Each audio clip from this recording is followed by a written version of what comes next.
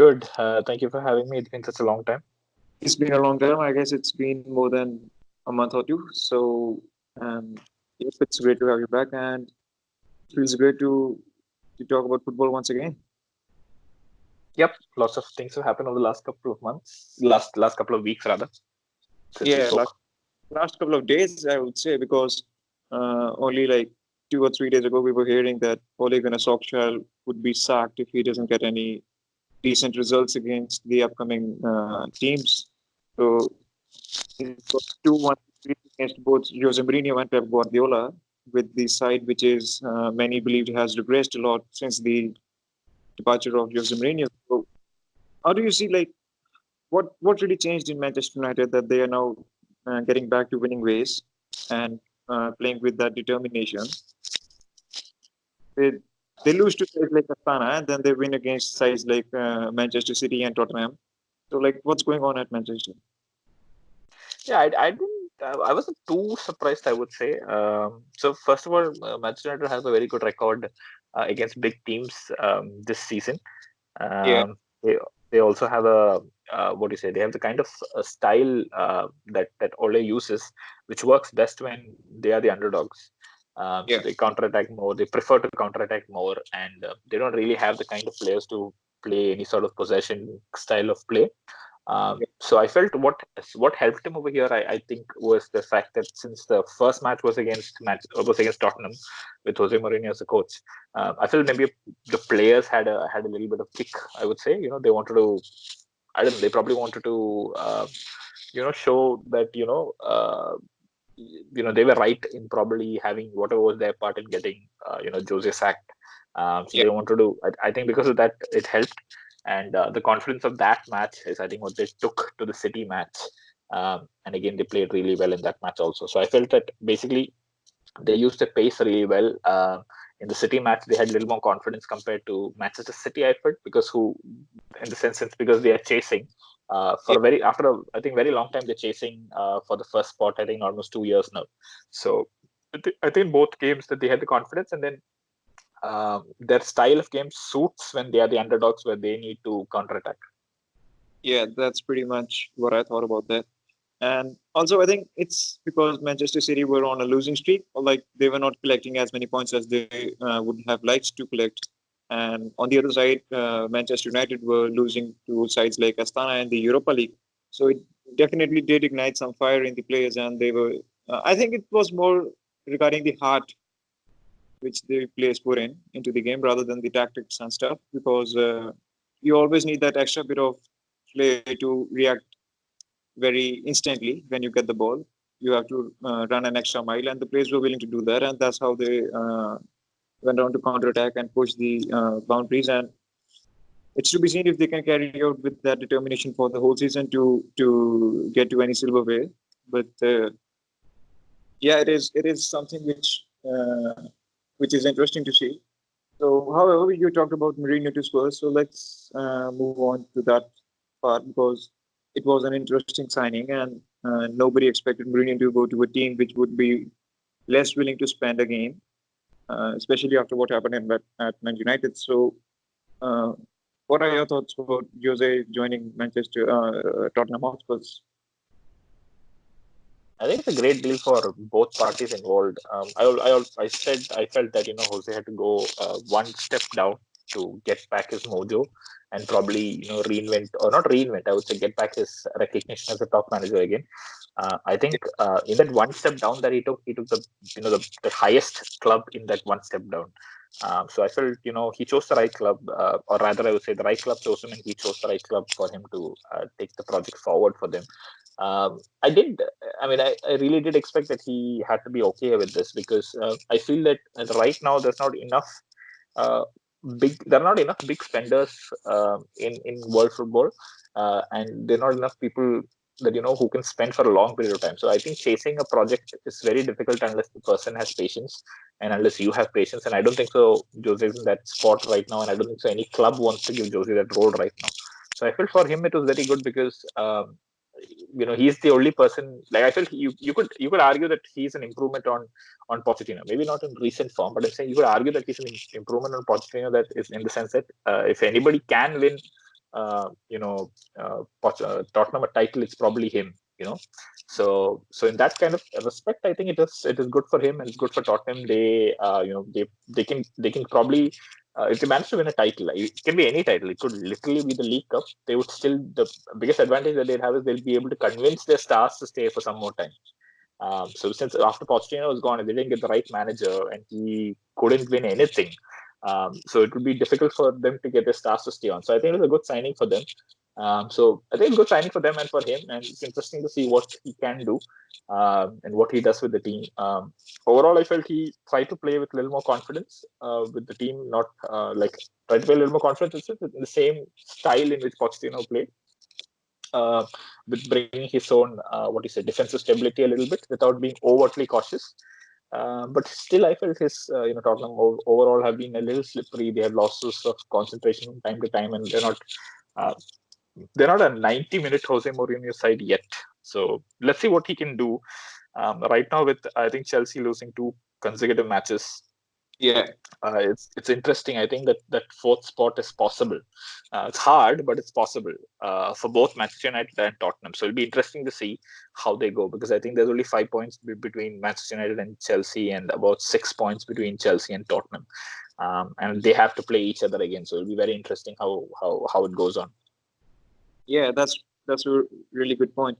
I think that Jose Mourinho is inheriting a good squad. It's a Champions League finalist squad. It's been regarded as one of the best teams of the current period, and also like it has finished second or third in the EPL in the previous season. So I don't think he should be spending a lot on the squad to improve.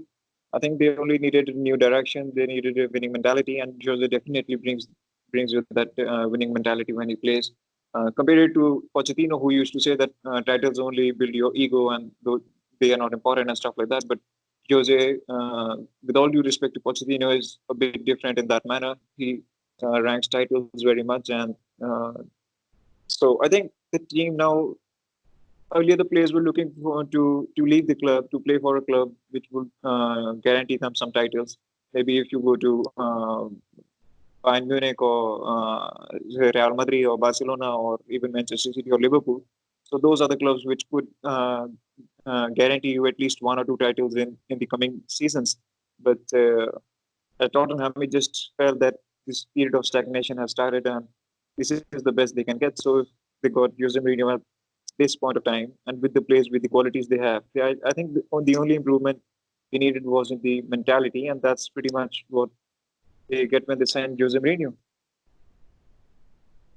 I think they also have one more advantage over here, is that compared to say Man City or Liverpool or any other big club, Yeah, it's enough for Tottenham to win one title. But I think Man City and Liverpool and all, they're always constantly they're trying to win two titles at least. At least the main two titles they're trying to win, the league and the Champions League.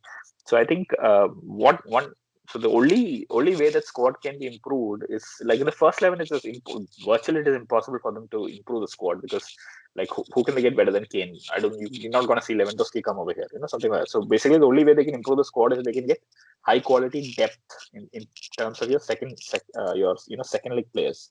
They are all yeah. good. Only those are good players. You will get more depth where you can compete against in multiple competitions. But even if Jose Mourinho gets to keep Harry Kane and Ericsson and But Son and Dele Alli, I think that's pretty good. That's pretty good because the players earlier it felt like the players wanted to leave, but now with the arrival of Jose Mourinho, that might not be the case because uh, they can feel that okay, it's better to be in the same squad and within the same settings and try to win a title once again and with a new coach with a new direction and maybe it just work. yeah, as long as they don't do really really bad till the end of the season, even if they don't win anything, I think they will give at least one more season to this project. So it'll be interesting.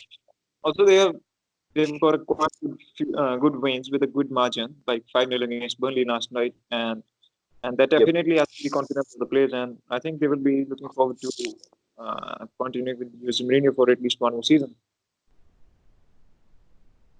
Yeah, I agree. Yeah. So yeah, I would also like to talk about Atletico de Madrid, and because they're also in a similar position, I would say, like Tottenham were under Pochettino.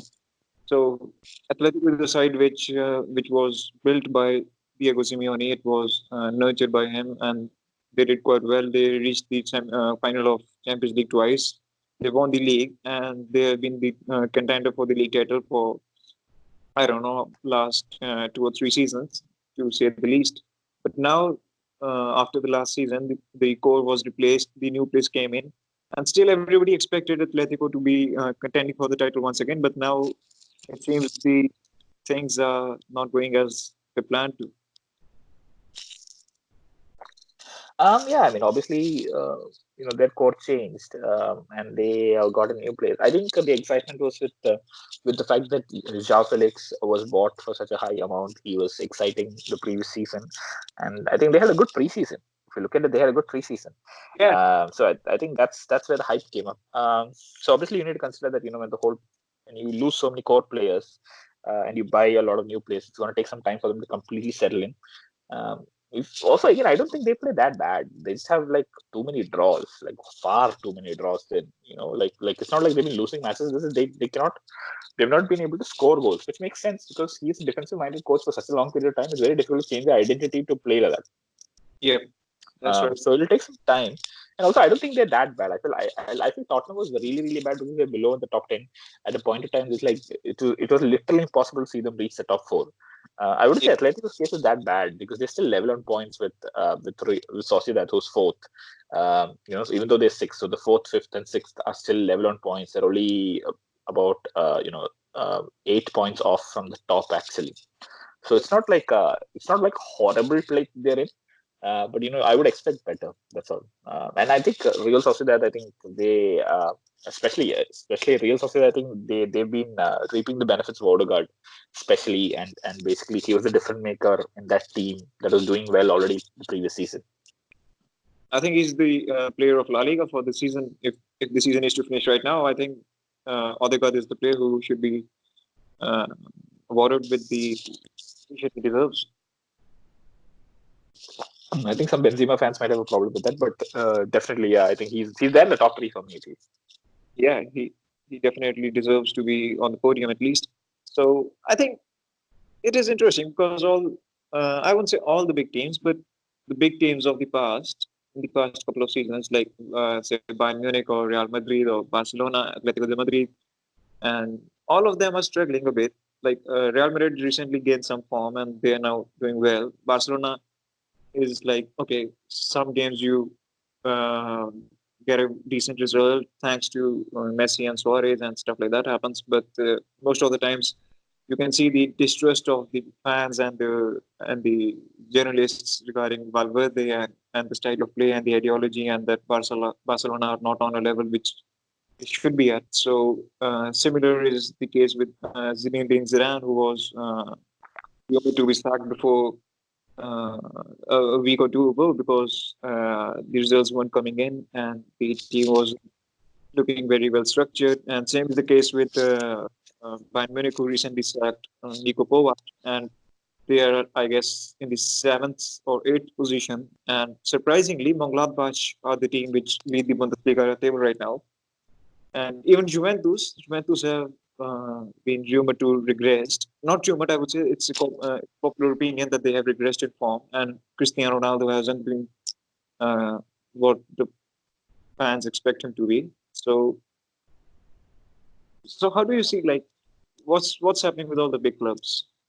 I feel all of them have a cycle problem. No, as in Real Madrid came off a big cycle of winning three Champions Leagues. They lost a manager, they lost their talisman player in CR7. And they probably, I think, especially last year, we were not able to get in the right kind of players that we needed at that point of time. Especially like if we had a Hazard last year, I would Yeah, say maybe the transition would have been more smoother. yeah, So I think it's got to do with also the kind of transfer market that we have right now. It's not easy to get a player that you want. Like say 10 years ago, it's much far easier. So now you have to be a little more cautious and play the transition period without you have to play the transition period without it being so long that like you end up being like Manchester United where the transition never gets over. So that's I think that's a factor I think for all the big clubs. We look at it. Also, there's also I think a lot of what do you say from certain clubs. I would say a lot of impatience and stupidity. I really felt that Juventus was very stupid to remove Allegri and bring in Sarri. I mean, it didn't make sense to me at all. I still say that Sarri is not the right person for that Juventus team because the kind of squad he has does not fit how Sarri plays. And moreover, Sarri has not, at that point of time when there's a recruitment, Sarri has only won one title, and they want to go with the biggest title, Champions League, under a person who has very little experience in Champions League. If I'm right, I don't think so. Sarri has ever reached the knockout stage. So I felt, if you're buying Cristiano Ronaldo and you want to win the Champions League, then the coach should not be Sarri. You should rather just keep Allegri, the guy who got you to the finals and semifinals multiple times. Finals, at least he got you twice, right? And the semifinals also multiple times. So it was stupid to, I felt, change that thing according to me. Again, the Niko Kovac thing also I felt was very silly. He really did not have enough support of the board in the summer itself. So if they didn't want him then, they should let him go then. They're just waiting for him to fail, which he did, and then they sacked him. So I don't like the idea of like, if you don't trust him, don't give him a summer transfer window. Just because either you will fail to give the coach what he wants, or else you will give the coach what he wants and then you'll have to sack him after a couple of weeks. So I don't like this idea. Like, if you don't support your manager 100%, as a board, you should sack him. In our case, I think especially in Real Madrid's case, I felt it was because Zidane was brought back with a lot of emotion and nostalgia of the previous reign.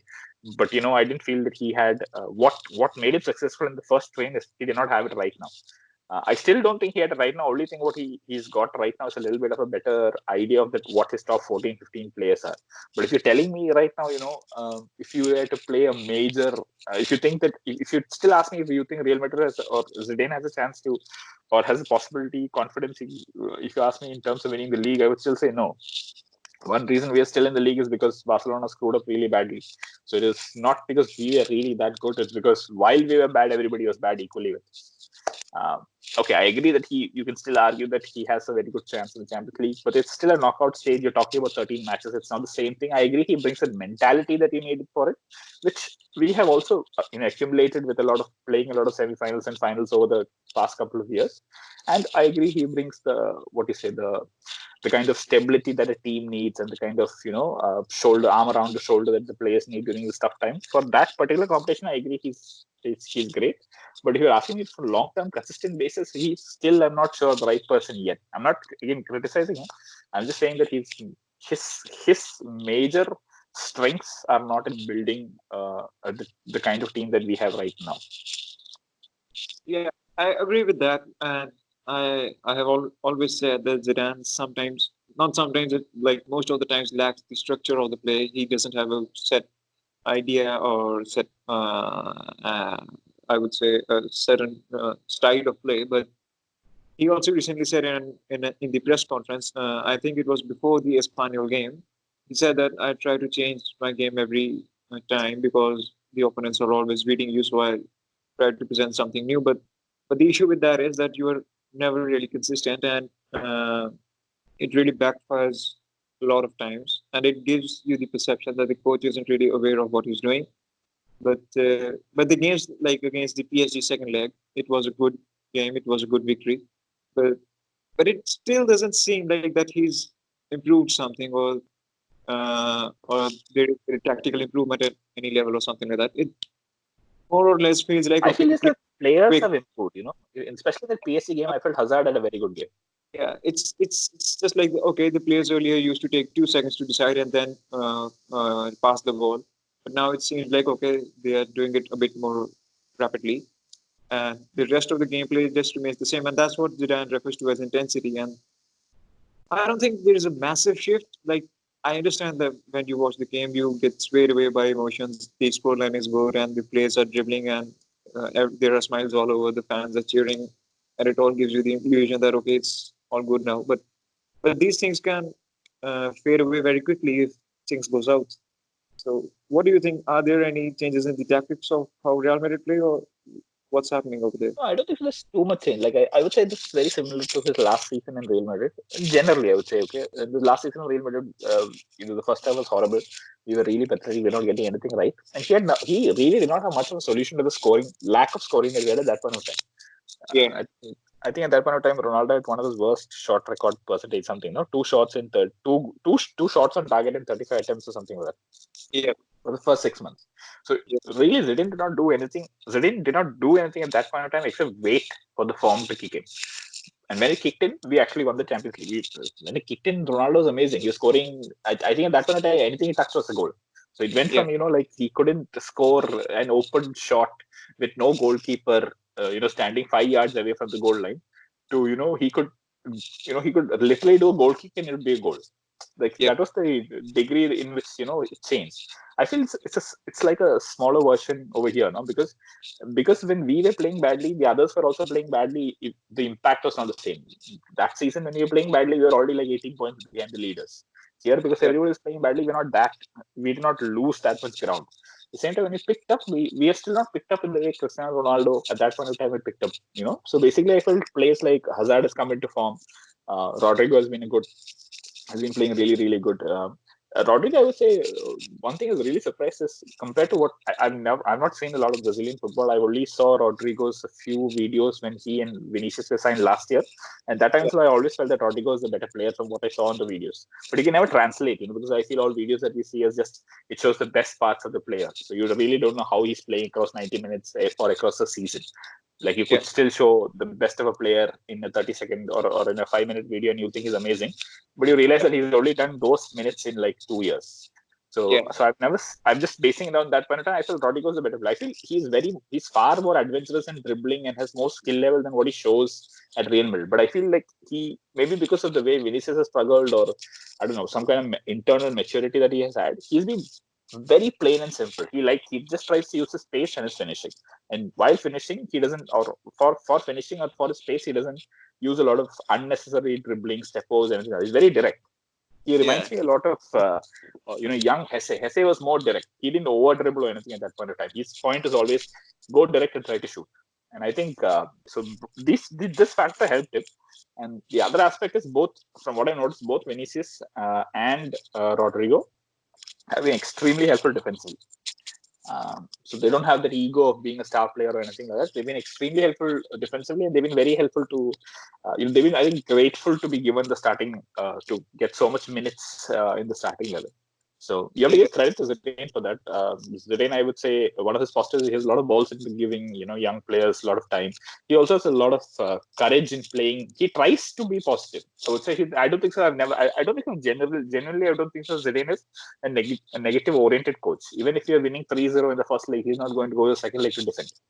That's the kind of person he is. So I think overall, he's been helped with the fact that Rodrigo has been in great form. Hazard has been in great form. He's been rewarded, I would say, 100% by Benzema for the blind faith, whatever he had in him. Absolutely, I did not want Benzema starting anytime, But for the last 2 seasons, I have to just keep my mouth shut and say you should probably, retire in Real Madrid. I really did not want him after Cristiano Ronaldo left because I didn't feel he would add anything. But he's been fantastic, and I am absolutely wrong in whatever criticism I gave for him over the yeah. last 2 years. Benzema also provides a lot more off the field because he's a mentor to both Rodrigo and Vinicius, and they learn a Yep. lot from him.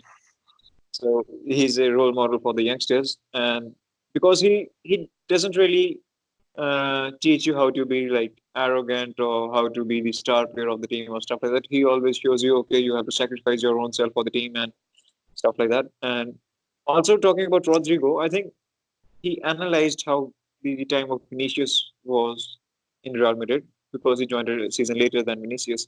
And I think he figured out that, okay, all that showboating and stuff may get you applause and stuff like that, but eventually you need to get results. You need to be effective on the field. So he's like more into doing stuff which will actually help the team rather than just dribbling past for no reason.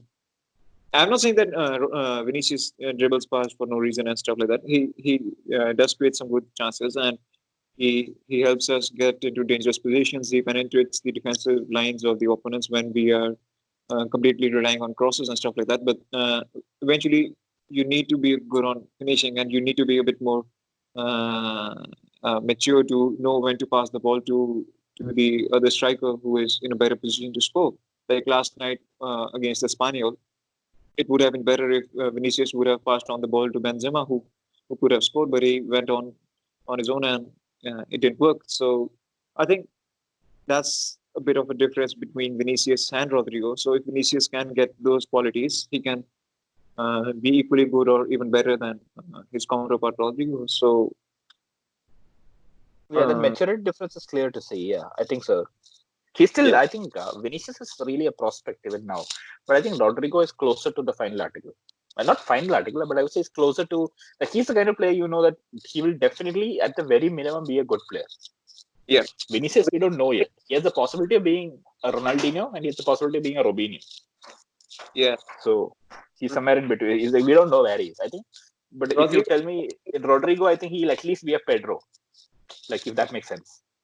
yeah, but I think I see him more like a Raul figure. Like he was young, calm, composed, and not too much into showboating and just clinical with his work, clean work, and working hard But I and feel silent. Rahul never had that. He was very smart and hardworking. He never was like great technically. He was not great talented. He was just a very hardworking person. I think Rodrigo has it. He just is not showing it as of now. Yeah, possibly. So it's been only like a few months of Rodrigo in Real Madrid, and we are already praising him. So maybe by 2 or 3 more seasons, he would be much more uh, willing to surprise us with what he has. And also, I think we should definitely mention that Messi won his sixth Ballon d'Or before moving on to the questions. So I thought it was a fair award. That I had Messi in my books. I also placed a bet on Messi, and luckily I got a good amount of money from that. But what do you think about that? And I've been a fan of Ballon d'Or award because I feel it's very difficult to differentiate between two players. But if you ask me, like I would say anybody between Messi, Van Dijk, Mane. I think anybody of these three and Bernardo Silva, these four rather, I would say anybody between these four, I felt really did deserve the Ballon d'Or. But it's very difficult for me to compare both. I don't know how to compare Like, Messi and Van Dijk. Like I don't know what you can say about them. They're two different players who brings two different things to the field. exactly. And I feel if you're not an attacker, you always have this problem that you'll never have statistics in your favor. Yeah, that's right. Also, I think uh, the Ballon d'Or or any other award for that matter, like only the first 2 or 3 positions are like okay, if you don't rank them, and if you say okay, Messi, Van Dijk, Mane, and say Alisson were the best players of the season, and you just name them and don't rank them, then it's pretty good because yeah, that's pretty accurate. But when you rate players like Benzema at 30th and beyond, that's pretty much when it gets messed up because I don't know if the journalists who vote for the award even watch football or something like that, but it happens because I read the report of a Sri Lankan news reporter who had Obama Yang in the top 5 of his Yeah, list. uh, yeah, the TA as the first, right, as a Ballon d'Or winner according to him.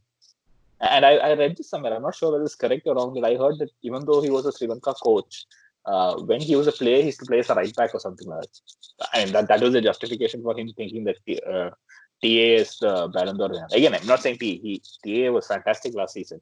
I don't know. I really don't know how do you compare a right back to Messi, man. It's like impossible.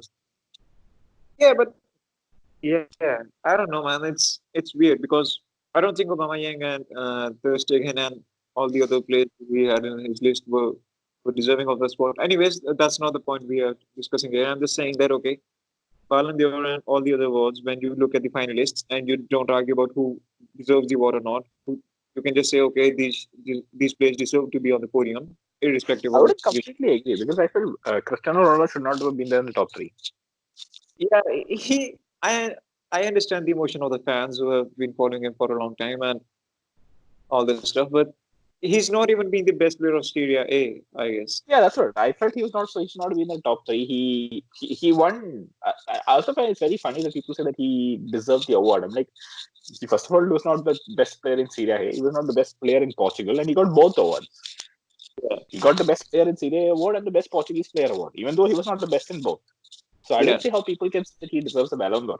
And I don't know how people can say it's unfair for him to not get the Ballon d'Or. I mean, literally, he was awarded two unfair awards. yeah, but but when you love a player so much, you get too close to him. You are just clouded by the objectivity, clouded by the love of the player, so that you don't really see the objectivity, and it clogs your vision.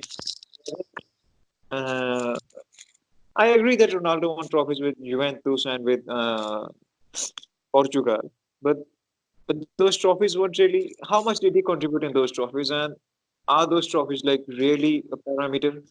Because when Ronaldo doesn't win anything, like in 2013 or 14, then trophies didn't really matter because individual performances did.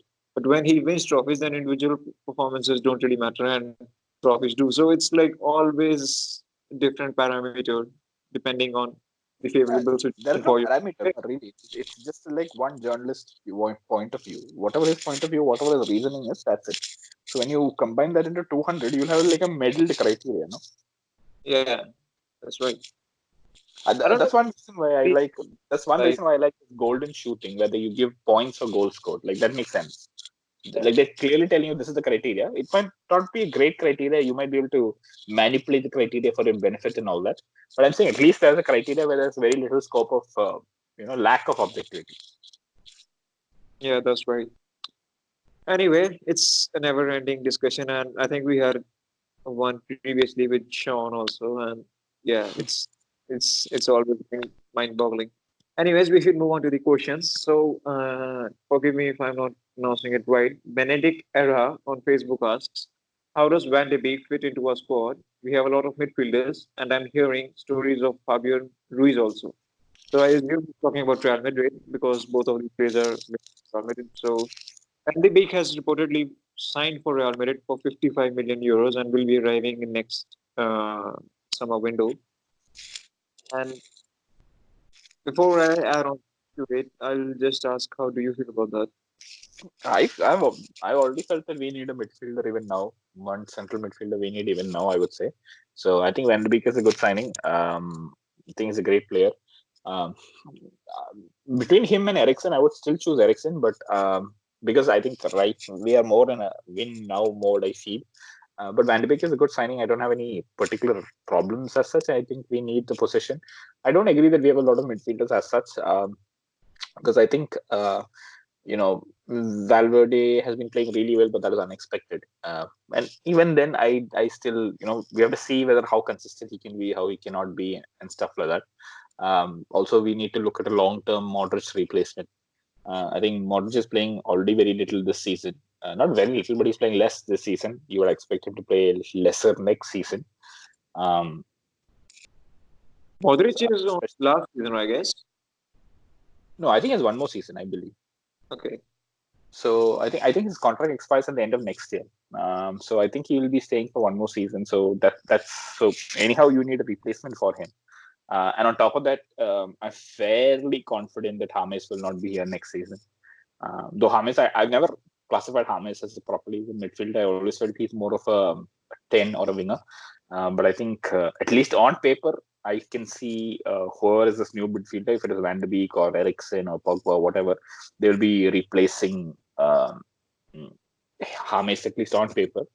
But I always felt that currently, even with James in the squad, I feel we need one more player who should be a central midfielder. I'm not sure about Fabian Ruiz that much. Fabian Ruiz, I've been hearing on and off, but I don't think so. It's been that strong. I think Van Yeah. de Beek was clearly a strong thing that we definitely chased and chose not to.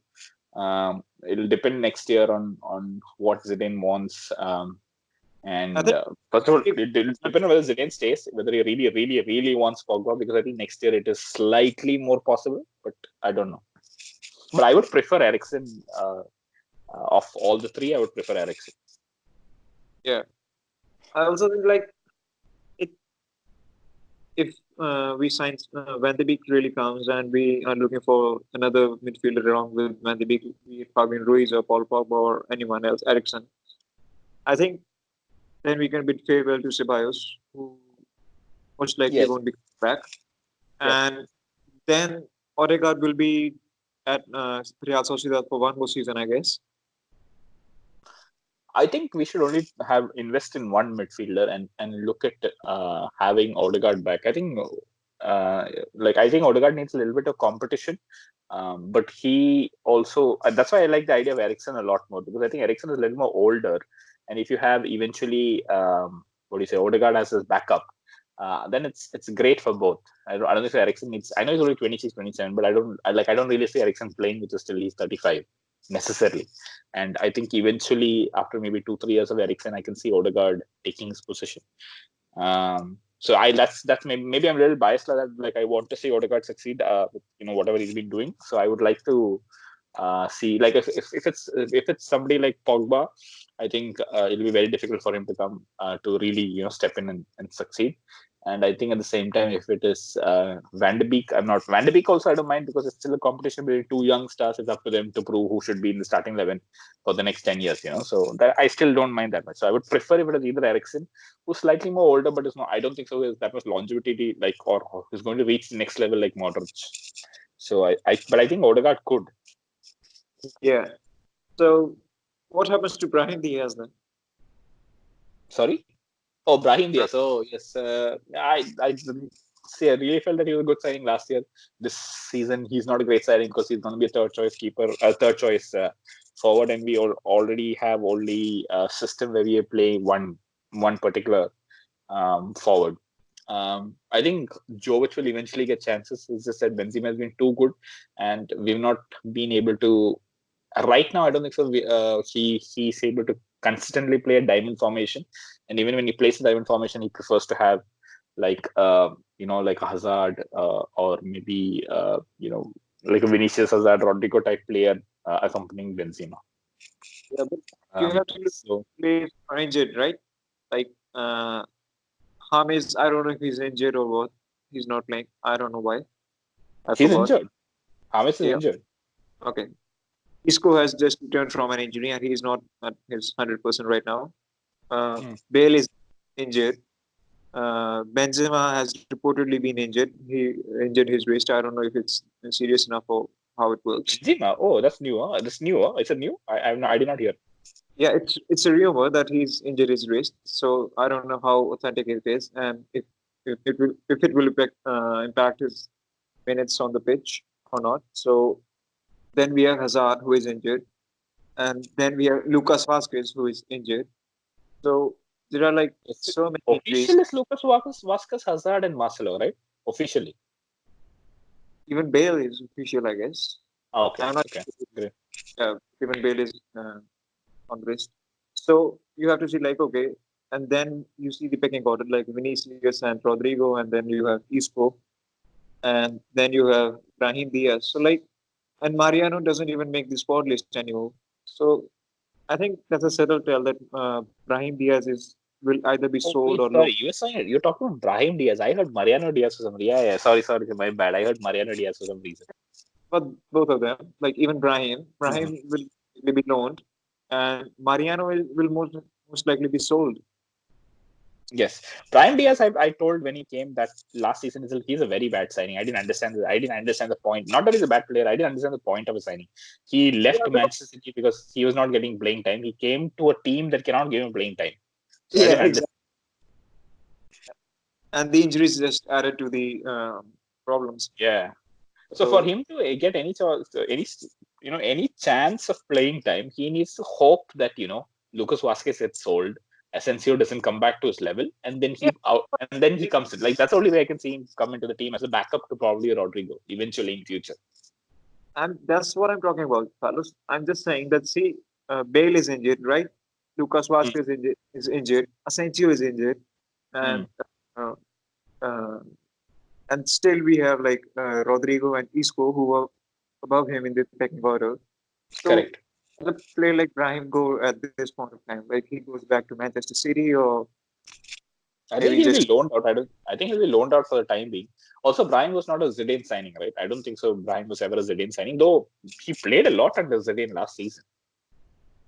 no, Brahim came before Zidane, right? I guess Correct. he was Solari signing, if I'm not wrong. Yep. So, So yeah, I really don't see Brahim having a future mainly. if you add on top of that, there's a very good possibility that eventually in the next 3 years we might get Mbappe. I don't think so. Brahim will be a Real Madrid player for long. Yeah, that's possible. But again, you don't know what will happen to likes of Bale and stuff. So maybe he will have a chance. But that's what I'm saying. Like even after so many players are injured, he's still far from the starting 11 position right now. So But even if Bale gets injured, you'd still expect Rodrygo to be the backup, Asensio to possibility be the backup. Isco even Even Isco also in that diamond formation to be a backup, but I really don't see him coming in. Brahim Diaz coming. So his like I said, his best chance is to replace either a Vasquez or replace both Vasquez and Isco, and at the same time hope that Asensio does not come back to full form. Then only yes, and also that Mbappe doesn't come in. Like I can't see all four of happening. yeah, that's right. Also, okay, so let's just move on to the next question, which is from again, forgive me if I'm not pronouncing it right. It's from Mihir Acharaya, and he asks, which team is favored to win UCL this season? Do you guys think Real Madrid will win again since they're again playing at the top level, seen against PSG?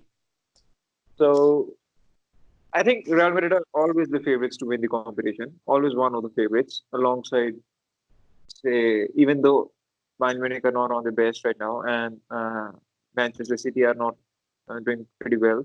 But again, I'll always name these teams who are always in the contention to win the competition. And you can also add teams like Tottenham or Liverpool and even Dortmund. I would say Dortmund and Inter Milan have been pretty good, but I don't know if they will be able to get out of the group stage because it's an unfortunate matchup because one of the good teams will either be left out. So I think it will be Inter Milan eventually, but let's see how it goes. And you can Purely you on guys, form, form, not form, purely on paper and form right now. I think you can't discount Real Madrid because the form is good and they have good pedigree in the competition. Bayern Munich also have good pedigree in the competition. They're more incentive, I would say, right now to win, considering that they are struggling in the league. And you can never rule out Barcelona also, like in the sense I know that they've gave up a huge lead, but it's you still.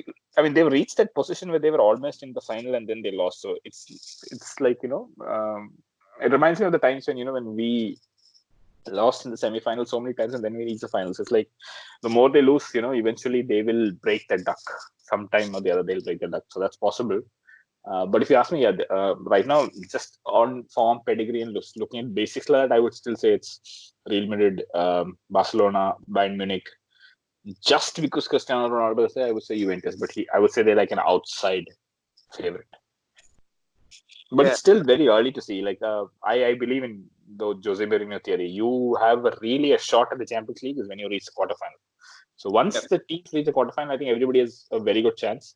And that point of time will be very interesting because by the time the league is more or less, they'll have an idea whether they have a possibility of winning the league or not.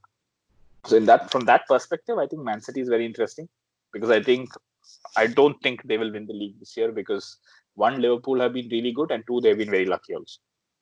So yeah. both components to win the league they already have. Much now, like they're 11 points or 14 points um, of the league. So even Leicester is on second, which is a surprising inclusion Yep. again. Brendan Rodgers has been doing a fantastic job over there. But Yep. They have yeah, 14 points between Man City and Liverpool. yeah, Man City will most likely look forward to winning the Champions League or at least getting to semis or final at least. Hmm.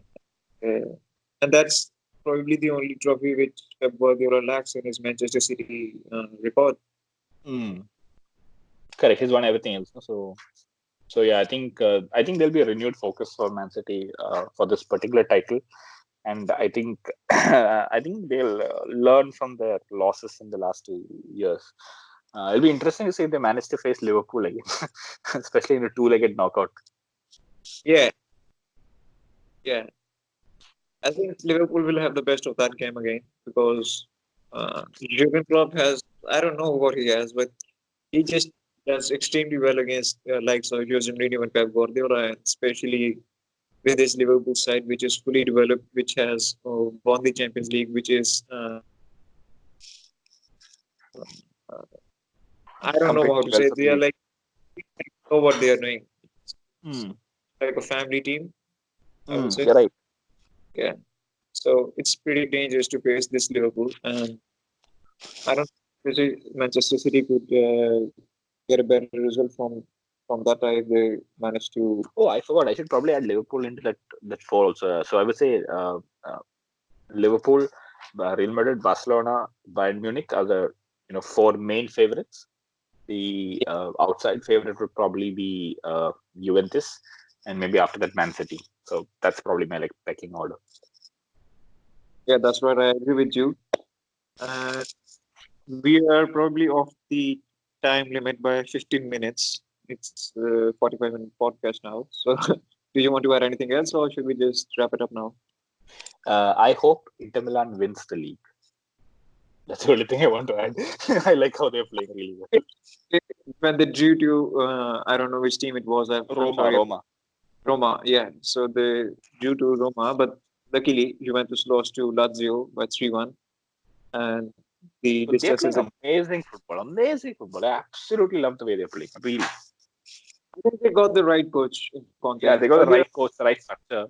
He was yeah. well supported. It's amazing. Lautaro Martinez and Lukaku just a joy to watch together. Also, the players are willing to give their life for Yeah, Conte, and for Conte. that's cool to see. Yeah, it's reminiscent of the time Jose Mourinho was in Inter Milan. I think it's beginning of something special once again. Yeah, it was shocking to me that Juventus, they let go of Allegri and they didn't bother asking Conte. Like, I don't know. I don't understand the logic at all in what they did over there. Yeah, that's strange.